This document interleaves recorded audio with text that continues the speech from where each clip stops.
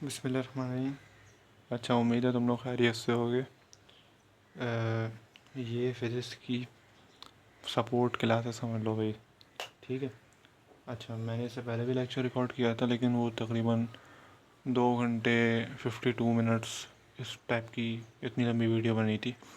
उसमें मैंने सारी चीज़ें एक्सप्लेन कर दी थी। ठीक है।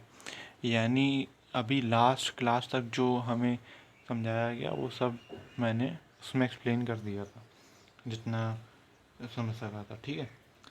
अच्छा, अब ये है कि दोबारा से इस वीडियो को रिकॉर्ड करना पड़ रहा है, तो अब इंशाल्लाह ऐसा नहीं हो लग रहा है। तो फिज़िक्स में है हमारे पास सबसे पहले माइनर है 302। ये चीज़ें बताने की नहीं है, लेकिन खैर अगर किसी ने पहली क्लास से ही क्लास नहीं लिया है ना, तो बिल्कुल उसको बेसिक से बता रहा हूँ। सखलैन साहब, आपने नहीं लिया क्लास तो आप ख़ास तौर पर सुन लें। फ़िज़िक्स में हमारे पास दो चीज़ें हैं। ठीक है, सॉरी, तीन चीज़ें। पहला थर्मोडायनेमिक, दूसरा वेव्स और तीसरा ऑसिलेशंस। जो फिज़िकल साइंसेस वाले होते हैं, मैथ्स वाले होते हैं, उनको इस डायरेक्शन में पढ़ाया जाता है, और जो अप्लाइड साइंसेस या इंजीनियरिंग वाले होते हैं उनको यूँ पढ़ाया जाता है, यानी थर्मोडायनेमिक्स फिर वेव्स फिर ऑसिलेशंस। ठीक है। दूसरी चीज़, यहाँ पर हमारे पास एग्ज़ाम, एक सेकेंड, अब सही है, इसको आगे कर देते हैं ना, गिर जाएगा। ठीक है। Examination system. एग्ज़ाम सिस्टम हमारे पास एक इंटरनल है, एक एक्सटर्नल है। इंटरनल में हमारे पास 2 पेपर्स होंगे। ठीक है, 2 टेस्ट हैं, 20 और 20 नंबर के। 20 और 20 कितने हो गए? 40। और एक एक्सटर्नल पेपर होगा, यानी वो सेमेस्टर होगा, तो वो हमारे पास हो जाएगा 40 नंबर का। तो 40 और 40 80 टोटल होगा हमारे पास। ठीक है। एक टेस्ट जो है वो 25 अगस्त को है, और एक टेस्ट 20 मार्क्स का वो 6 अक्टूबर को है। ठीक है। अच्छा, ये 6 अक्टूबर को नहीं है भाई, ये इसकी जब डेट आएगी तब देखा जाएगा। तो एक टेस्ट क्या है, 6 अक्टूबर को है, एक टेस्ट 25 अगस्त को है। दोनों इंटरनल है और दोनों 20-20 नंबर के होंगे। यहाँ तक सारी चीज़ें क्लियर है ना। अब सबसे पहले बुक्स इसमें देख लो, बुक्स कौन कौन सी फॉलो करनी है। हमें जो क्लास में बताया गया है ना, तो क्लास में जो बताया गया है वो यूनिवर्सिटी फ़िज़िक्स है।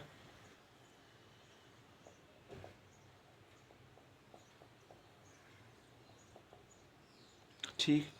और यूनिवर्सिटी फ़िज़िक्स है किसकी? यंग फ्रीडमैन की।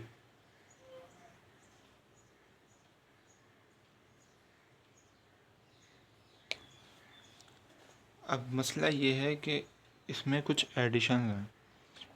किसी एडिशन में टॉपिकल वाइज न्यूमेरिकल्स दिए हुए हैं, किसी में नहीं दिए हुए।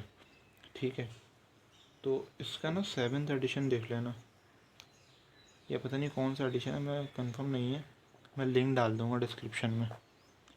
और इसके अलावा 2 बुक्स और हैं। ठीक है। तो उन दोनों बुक्स को रीड कर लेना, मैं पेज नंबर भी डिस्क्रिप्शन में लिख दूँगा कि इसको यहाँ से रीड करना है, इसको यहाँ से पढ़ लेना है। तो उनमें काम की चीज़ें दी हुई हैं। एक तो एटकिंस की फिजिकल केमिस्ट्री की बुक है, जो मैंने रात में भेजी थी। एटकिंस की फिजिकल केमिस्ट्री की बुक है।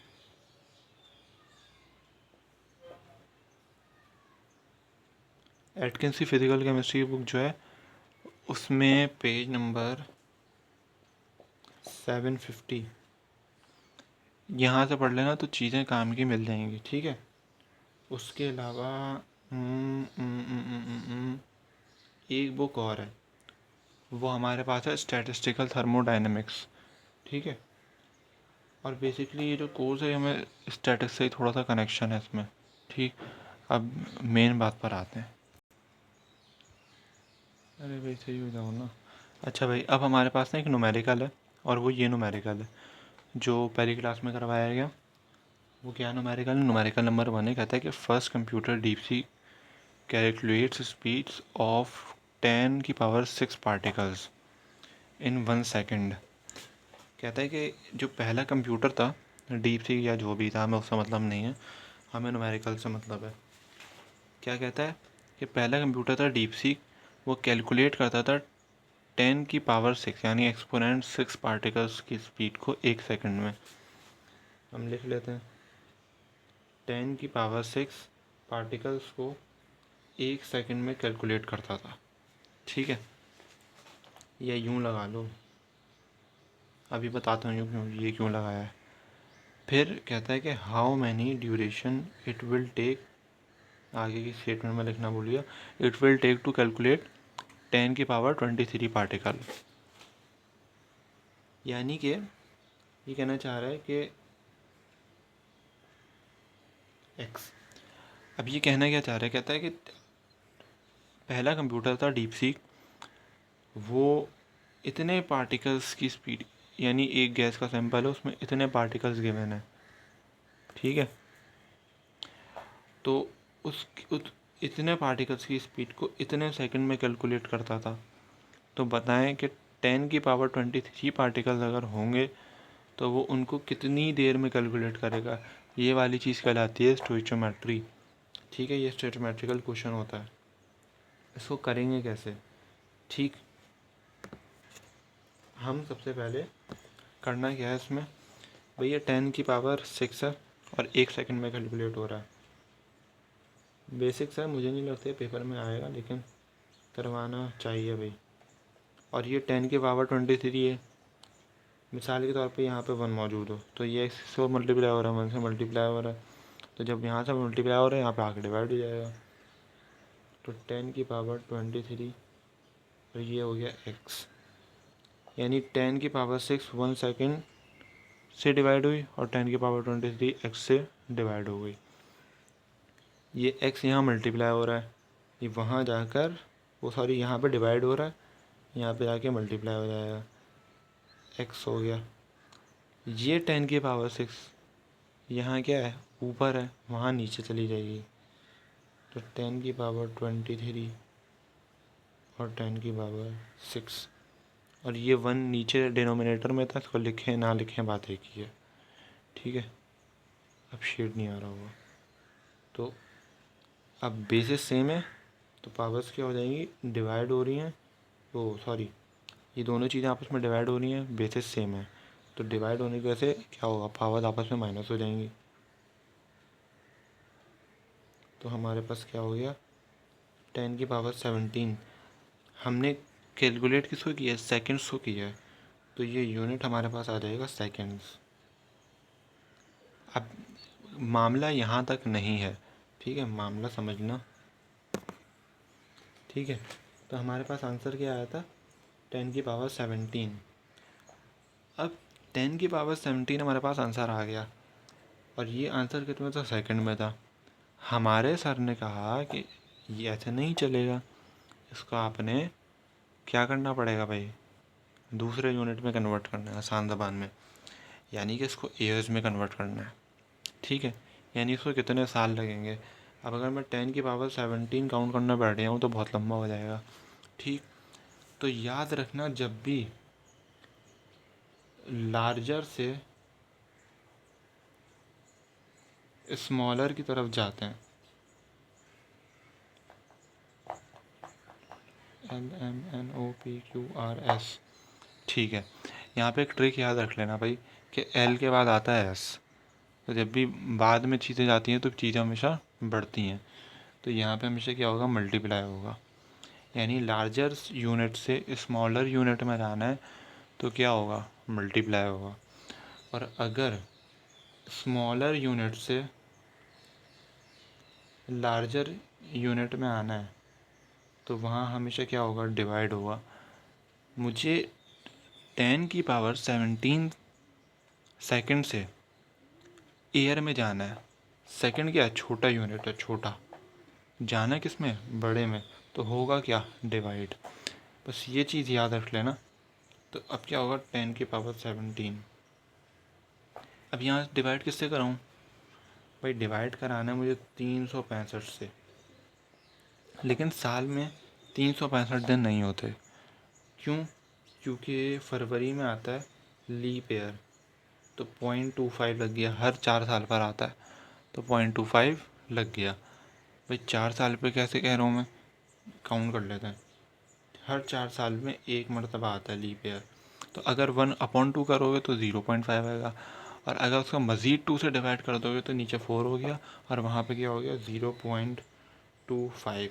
तो जब 365 में मैं 0.25 ऐड करूँगा तो 365.25 हो जाएगा। ठीक, उसके बाद मल्टीप्लाई का साइन लगाओ। अब ये साल के दिन हैं, यानी एक साल में कितने दिन हैं, ठीक है, तो हमने एवरेज के लिहाज से लगा लिया। उसके बाद इन तमाम दिनों में हर दिन में घंटे कितने होते हैं 24, और इन तमाम घंटों में मिनट कितने होते हैं 60, और इन तमाम मिनट में सेकंड कितने होते हैं 60। क्या मतलब है, कोई ज़्यादा सेकंड थोड़ी होंगे। तो अब जब इनको कैलकुलेट करेंगे, कैलकुलेटर कैलकुलेटर कैलकुलेटर कहाँ गया, कैलकुलेटर लाना भूल, अरे एक सेकंड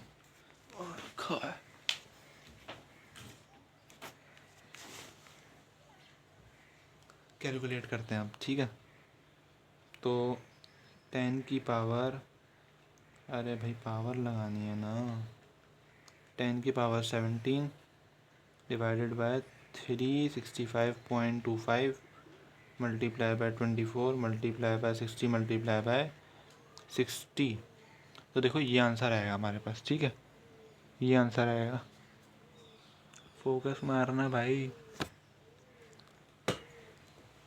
अब अगर किसी को सिग्निफिकेंट फिगर नहीं आती तो उसके लिए मैं बता रहा हूँ कि हमारे पास देखो 1 2 3 4 5 6 7 8 9, मैं डेसिमल को कितना पीछे लाया, लेफ़्ट साइड पे लाओगे तो प्लस का साइन आएगा एक्सपोनेंट में। देखो भाई 3.1 मैं लाया कितना पीछे, अगर लेफ़्ट पे ला रहे हो ना तो हमेशा एक्सपोनेंट में प्लस की साइन आएगा, प्लस लगाते तो है नहीं। फोकस मार, ठीक है। तो अगर यही काम उल्टा करेंगे ना, राइट साइड पे ले जाएंगे तो माइनस की साइन आएगी। ये छोटी छोटी चीज़ें याद रखना ना, ये बड़े बड़े भंड करवा देती हैं। तो हमारे पास कितना आ गया 3.1 एक्सपोनेंट 9, और ये आ गया हमारे पास जो यूनिट हमने निकाला था वो ईयर में था। इसको अगर डे में निकालना चाहो डे में भी निकाल सकते हो, मिनट अगर मिनट में निकालने को बोल दिया तो मिनट में भी निकाल सकते हो, ठीक है। तो बहुत बेसिक सी चीज़ थी। अब यहाँ पे तुम लोगों ने एक चीज़ देखी होगी, हमने एक ना एस्टिमेट लगाया है यहाँ पर, यानी कि एक चीज़ इतनी देर में काम कर रही है तो उसके हिसाब से इतनी इतनी सारी चीज़ें इतनी देर में कितनी देर में काम करेंगी, ठीक है। ये स्टोचोमेट्रिकल कैलकुलेशन कहलाती है, और या फिर एस्टिमेशन भी कहते हैं। एक एस्टिमेट लगा लिया कि यार ऐसा हो रहा है तो ऐसा हो सकता है, ठीक। अब मैंने ये एस्टिमेट वाली बात क्यों की है, ये ज़रा समझना। चीज़ों को बेसिक चीज़ों को बिल्कुल ही बेस से समझ लोगे ना तो मुश्किल नहीं होगी। बहुत सारों को आया भी होगा समझ में, लेकिन बहुत सारों को नहीं भी आया होगा। हर किसी का माइंड एक जैसा नहीं होता है, ठीक है। अब यहाँ पर एक चीज़ देखो भाई, हमें बताया गया है कि थर्मोडाइनमिक्स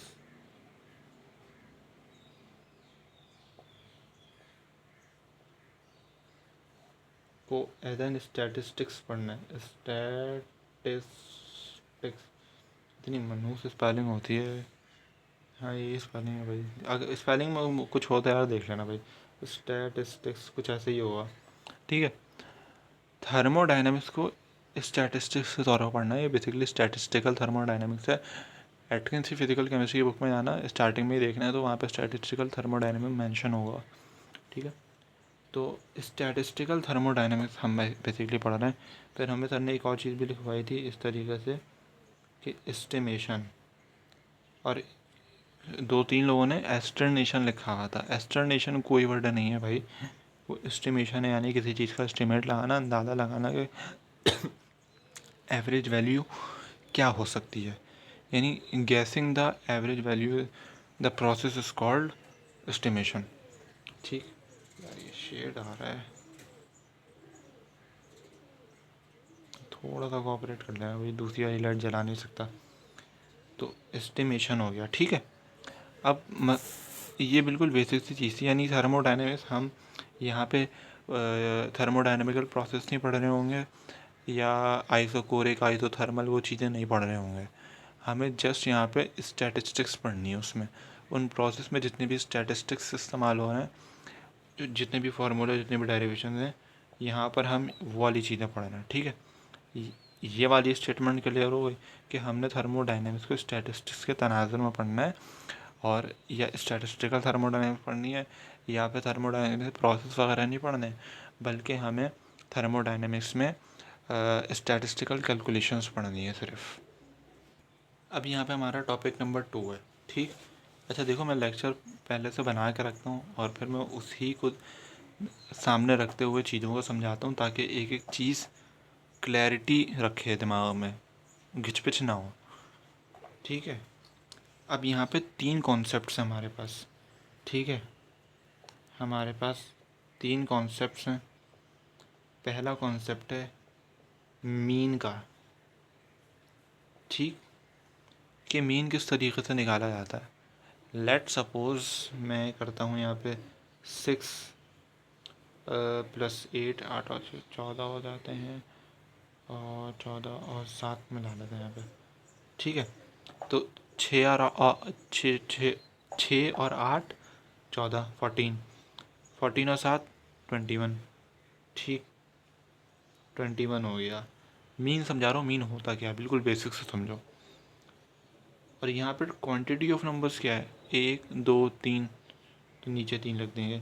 यानी मीन क्या होता है, बेसिकली जितने भी नंबर्स दिए हुए हैं आप उनको कैलकुलेट रखें, और जितने भी नंबर्स ऑफ नंबर हैं, क्या मतलब, जितनी भी क्वांटिटी है नंबर्स की, यानी यहाँ पे क्वांटिटी है 1 2 3, तो हमने नीचे 3 रख दिया, तो हमारे पास क्या आ गया, 3 1 3, 3 7 21। अगर मैंने 3 का टेबल सही पढ़ा तो मादर्स। ठीक है, तो 21। तो ये हमारे पास 21 क्या है, अरे सॉरी सॉरी सॉरी सॉरी, 3 7 क्या कर रहा हूँ मैं, ये हमारे पास क्या है, ये मीन आ गया। ठीक, अब अगली चीज़ होती है हमारे पास मीडियन। मीडियन भी देख लो भाई। मीडियन क्या होता है, मीडियन होती है हमारे पास मिडिल वैल्यू। इसी में मिडिल वैल्यू चेक करते हैं। अब मिडिल वैल्यू निकालते कैसे भाई, आपने सारी वैल्यूज़ को ऐड कराया, जस्ट उनको 2 से डिवाइड करें, ये होती है मिडिल वैल्यू। तो 6 + 8 + 7, ज़रूरी नहीं है इसमें मिडिल वैल्यू 2 ही है, और 2 से डिवाइड किया तो 10.5 आई। ठीक, अब यहाँ से ये जो 10.5 आया है, अरे भाई शेड नहीं होना यार, 10.5 आ गया। अब यहाँ 10.5 एक नया टॉपिक यहाँ से निकालेगा। मैं जानबूझ के ऐसे नंबर लिखवाएं कि जो दोनों में ना कॉन्सेप्ट क्लियर कर सके। अब समझना, देखो मीन क्या था, 1 2 3, 3 नंबर से, इसलिए मैंने नीचे 3, अगर 11 नंबर में मिसाल के तौर पर 5 हो गए, तो उन 5 नंबरों को ऐड करना है, उसको ऊपर रखना, और जितने क्वांटिटी ऑफ नंबर्स है, मिसाल के तौर पर 5 है तो 5 नीचे रख देना है, और क्या करना है, आपस में डिवाइड कर देना, जो आंसर आएगा वो that will be the mean of the numbers. ठीक है, मीडियन आ गया। अब मीडियन में क्या करना है, 3 नंबर्स हमारे पास। ठीक, 1 2 3। अब ऐसा नहीं है नीचे उठा के 3 लिख दिया, वो मीन होगा भाई, वो मीडियन नहीं है। मीडियन कैसे निकलेगा, तीनों नंबर्स को ऐड कराया, उसको 2 से डिवाइड मार दिया, तो 10.5 हो गया। अब मेरी बात समझना, हमने देखा कि भाई यहाँ पे जो मिडिल वैल्यू थी 8 थी, जाहिर सी बात है नज़र आ रहा था 8 ही जो है वही हमारे पास क्या है, मिडिल वैल्यू है। लेकिन यहाँ पे जब हमने कैलकुलेट करके लाया तो हमारे पास 10.5 आ गया। अब इसमें एक फिनोमेना फॉलो हो रहा है, और वो फिनोमेना क्या फॉलो हो रहा है, डेविएशन का फिनोमेना। ठीक है, एक चीज़ और बता दूँ फिर डेविएशन की तरफ आते हैं। एक और चीज़ होती है हमारे पास मॉड, जो हमें लिखवाई गई है। वो होता है हमारे पास कि कोई भी नंबर है एक सीरीज़ में, एक नंबर मतलब मिसाल के तौर पर 6 8 7 6 5 6 8 8, कोई भी नंबर एक सीरीज में कितना रिपीट हो रहा है, आसान भाषा में बता दिए। ठीक है, तो अभी फ़िलहाल ये इतने काम की चीज़ नहीं है, इसको मैं समझा नहीं रहा। ये दो चीज़ हमारे काम की है और ये तो बहुत ज़्यादा काम की है। अगर नहीं समझ में आए तो पीछे करके दोबारा से देख लो। अच्छा, अब आहिस्ता आहिस्ता ना मैं ग्राफ ऊपर लेके जा रहा हूँ, मतलब बिल्कुल बेसिक चीज़ों से ऊपर की तरफ, एडवांस की तरफ लेके जा रहा हूँ। अब यार अब इंक ख़त्म हो रही है। डेविएशन, डेविएशन है। अब देखो मैंने क्या किया था, 6+8+7 किया, उसको 2 से डिवाइड मारा तो 10.5 आ रहा है मेरे पास आंसर। तो ये चीज़ मुझे इससे इससे इससे तीनों से क्या हुआ, मुझे डेविएट मिली, यानी अलग अलग मिली। और मैंने अब ये क्या है, ये बेसिकली फिनोमेना ऑफ डेविएशन है, स्टैंडर्ड डेविएशन या डेविएशन जो भी हमें लिखवाया गया। अब यहाँ पर एक बात समझना, अब थोड़ा सा थर्मोडायनेमिक्स की तरफ आते हैं। बेसिक चीज़ें मैंने सारी समझा दी हैं। मिसाल के तौर पर हमें एक सैंपल मिला गैस का, उसमें 100 मॉलिक्यूल्स थे। इतने कम हो नहीं सकते, मिलियंस ऑफ मॉलिक्यूल होते हैं गैस में। लेकिन लेट सपोज, थोड़ा हाइपोथेटिकल कंडीशन, ठीक है, कि 100 मॉलिक्यूल्स थे।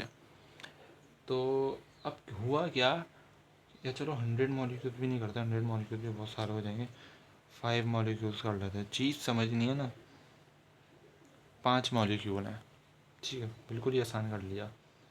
5 मॉलिक्यूल है तो वेसल भी छोटा होना चाहिए भाई। 5 मॉलिक्यूल हैं, उन सब की स्पीड डिफरेंट डिफरेंट है, अलग अलग स्पीड्स हैं, ठीक है। मिसाल के तौर पर एक की स्पीड है 2 मीटर पर सेकंड, एक की स्पीड है 3 मीटर पर सेकंड, एक की स्पीड है 4 मीटर पर सेकंड, एक की स्पीड है 5 मीटर पर सेकंड और एक की स्पीड है 6 मीटर पर सेकंड, ठीक। अब मैं मिसाल के तौर पर इनका मीन निकालता हूँ या मीडियन निकालता हूँ, तो वो लाजमी तौर पर डेविएट करेगा रियल वैल्यू से। इन सब की वैल्यूज़ से वो क्या करेगा, वो डेविएट करेगा। मिसाल के तौर पर मैं इनका मीन निकालता हूँ, तो इनका मीन क्या आएगा, मीन पहले तुम लोग खुद निकालो, मैं डायरेक्ट यहाँ पे मीन की वैल्यू लिख रहा हूँ, मीन तुम लोग खुद निकालो, ठीक है। मीन आ जाएगा 2+3+4+5+6 और +5, तो ये हो गया 4। अच्छा, यहाँ पे इत्तेफाक हो गया, मिडिल वैल्यू आ गई है मीन में, ठीक है, 4 मीटर पर सेकेंड। लेकिन ये this is not the median, इत्तेफाक है कि ये 4 जो है वो मिडिल वैल्यू है यहाँ पे, ठीक। अब मीन क्या हो रहा है, इस वैल्यू से डेविएट कर रहा है, इससे डेविएट कर रहा है, इससे डेविएट कर रहा है, इससे डेविएट कर रहा है। लेकिन अब एक चीज़ नोट करना, स्पीड्स जो है ना वो सारी एक दूसरे के नियर हैं, करीब करीब है। 6 5 से करीब है, 5 7 4 से करीब है, 4 3 से करीब है, 3 2 से करीब है। तो स्पीड्स क्या है, आपस में नियर नियर है, करीबी करीबी हैं। तो इसलिए क्या हुआ, जो हमारे पास मीन की वैल्यू आई थी वो बाकियों से कम डेविएट कर रही है। क्यों, क्योंकि स्पीड्स का फ़र्क बहुत कम है। अगर मैं 6 से भी 4 की बात करूं तो डेविएशन सिर्फ 2 मीटर पर सेकंड का है। अगर मैं 2 से 4 की बात करूं तो डेविएशन बहुत छोटा है, बहुत माइनर है, सिर्फ 2 मीटर पर सेकंड का डेविएशन आ रहा है। मिडिल वैल्यू निकालते हैं भाई इसकी, मिडिल वैल्यू निकालते हैं इसकी, 10 आ रही है मिडिल वैल्यू, तो MV लिख देता हूँ भाई, मैं समझ जाना। तो मिडिल वैल्यू हमारे पास क्या आ रही है, 10 आ रही है।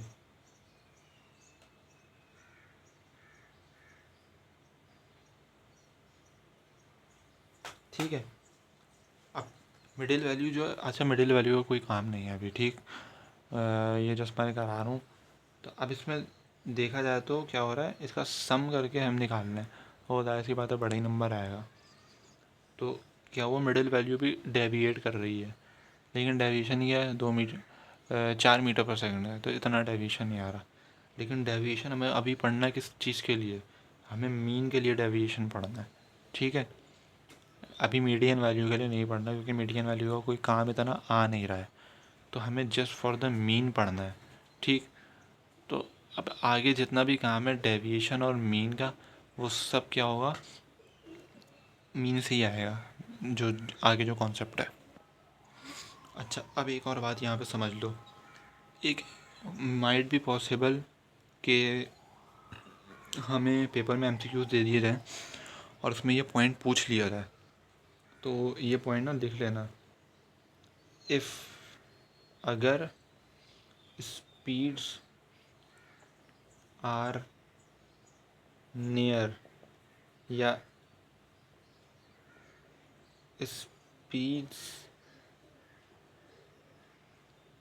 आर वेरी फार फ्रॉम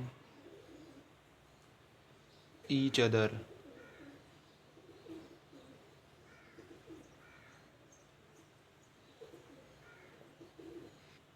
तो हमारे पास क्या होगा, डेविएशन जो होगा ना, डेविएशन बहुत स्मॉल आएगा, जैसे कि मैंने अभी समझाया। और अगर स्पीड बहुत अलग अलग है, मिसाल के तौर पे एक की स्पीड है 2 और एक की स्पीड हो गई, मिसाल के तौर पे कनेक्ट कर लेते हैं 53, एक की स्पीड हो गई 81, स्पीड क्या है, एक दूसरे से बहुत डिफरेंट डिफरेंट है, यानी उनका म्यूचुअल डिफरेंस बहुत ज़्यादा आ रहा है, तो क्या होगा 171। अब मैंने इनको टोटल किया, इनका मीन निकाला 4, इनका मीन तुम लोग खुद निकालना, तो क्या होगा, डेविएशन क्या होगी, वेरी लार्ज।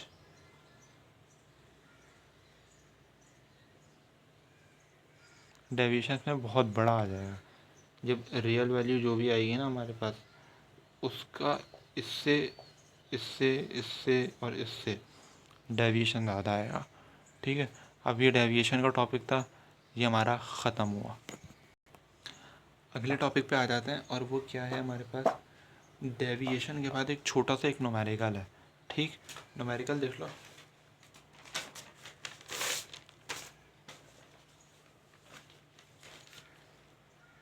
अच्छा, अब ये न्यूमेरिकल जो है ना, ये बुनियाद, इस न्यूमेरिकल ने बुनियाद बनाई है बेसिकली। न्यूमेरिकल नंबर 1 वो डीप सीक वाला था, न्यूमेरिकल नंबर 2 चैट जीपीटी वाला है। नहीं, मतलब चैट जीपीटी वाला नहीं है, कुछ और है।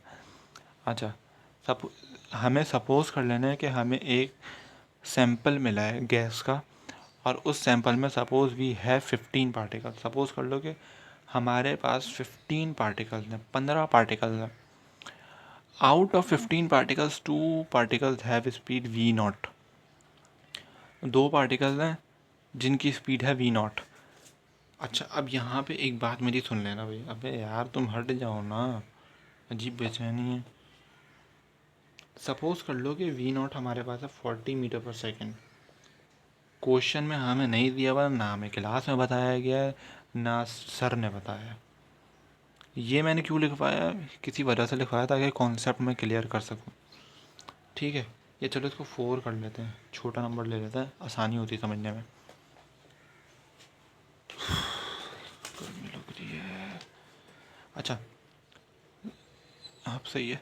2 पार्टिकल हैं जिनकी स्पीड है वी नॉट, उन्हीं 15 पार्टिकल्स में 3 पार्टिकल्स 2 वी नॉट, यानी 3 पार्टिकल्स के पास जो स्पीड है वो 3 वी नॉट है। सही है।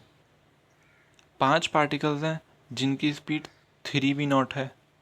ठीक है, और 4 पार्टिकल्स हैं जिनकी स्पीड 4 वी नॉट है, और आखिरी है जिसकी 5 वी नॉट स्पीड है। भाई सबसे पहले तो न्यूमेरिकल के अल्फाजों के मिजाज को समझो, अल्फाजों को समझो कि अल्फाज में कह क्या रहा है। ठीक है, डेटा समझाता हूँ, फिर काम करते हैं। भाई मिसाल के तौर पर मैं पूरा ना, अच्छा यहाँ था शायद न्यूमेरिकल दिख रहा हो यार, अगर नहीं दिख रहा हो तो माजरत, मोबाइल मेरा ज़यीफ़ हो रहा है, बूढ़ा हो गया। ठीक, अच्छा अब 2 पार्टिकल है, मिसाल के तौर पे 2 पार्टिकल हैं, मैं यहाँ पर डेटा बना रहा हूँ और यहाँ क्वेश्चन लिखा हुआ है। भाई 2 पार्टिकल्स हैं, टोटल पार्टिकल्स कितने थे भाई, 15 थे ना। 15 में से 2 पार्टिकल है जिनकी स्पीड है वी नॉट। 2 पार्टिकल हैं, स्पीड नंबर 1 हमें दी हुई है, या ये कह लो कि वेलोसिटी नंबर 1 हमें गिवन है। ठीक है, और दो पार्टिकल्स की स्पीड है कितनी, v0 है, ठीक।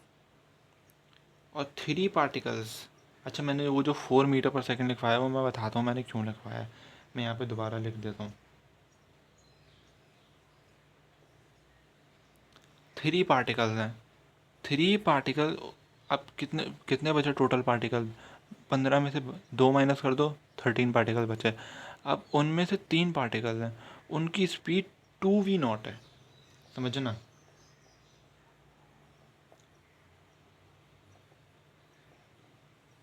स्पीड नंबर 2 हमें, या वेलोसिटी नंबर 2 हमें गिवन है, और वो क्या है, 2v0। यानी कि कहना चाह रहा है कि दो पार्टिकल्स की स्पीड तो v0 थी, 4 मीटर पर सेकंड थी। भाई ये सपोजिशन है यार, प्लीज़ इसको उठा कर डेरिवेशन में मत लिख देना, गलत हो जाएगा तुम लोगों का। मैं सिर्फ समझाने के लिए लिखवा रहा हूँ। टू पार्टिकल्स हैं, इसमें क्या है, वी नॉट, मतलब दो पार्टिकल हैं, और वो हमारे लिए क्वेश्चन में स्पीड नंबर 1 है, और वो है कि बेसिकली v0 है, ठीक। आप कहते हैं कि उनमें 3 पार्टिकल ऐसे हैं जो कि जिनकी स्पीड, 3 पार्टिकल्स की स्पीड को नोट किया गया तो उनकी स्पीड इस स्पीड के डबल आई, ट्वाइस आई, तो इसलिए उसको क्या कह दिया, 2v0 कह दिया। थोड़ा सा पॉइंट क्लियर हुआ होगा, ठीक है। अगले पे आते हैं और पॉइंट क्लियर होगा, परेशानी की बात नहीं है। 5 पार्टिकल्स पर आ जाओ, 5 पार्टिकल्स पर आ जाओ। तो ये हमें अब तीसरी स्पीड दी जा रही है। देखो भाई, हमारे पास, अरे भाई खुलना,